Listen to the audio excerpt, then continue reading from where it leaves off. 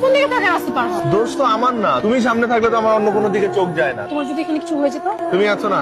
আমার বাবার কাছে যে তুমি যদি আমার কথা না বলো, আমি তোমার সাথে থাকতে পারবো না।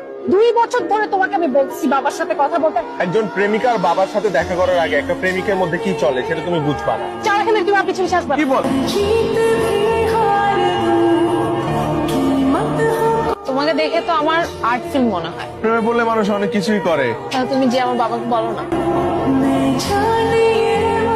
আপনি সেদিন আমাকে কি বলছেন? আমি আমার বাবাকে বলে রাখছি লাঞ্চ টাইমে ফ্রি থাকতে। আরে আজকে তোমার বাবার সাথে দেখা করব, আজকে তো আমি পারবো না। কোন সাহসে তুই আমাকে ফোন দিছিস? I am sorry, please. আমার বাবা আমার জন্য ছেলে দেখছে, সেই ছেলে কালকে আমাকে দেখতে আসবে। যে ছেলে আমার বাবার সামনে এসে দাঁড়াতে পর্যন্ত পারে না, তার সাথে আমার কোনো কথা নেই।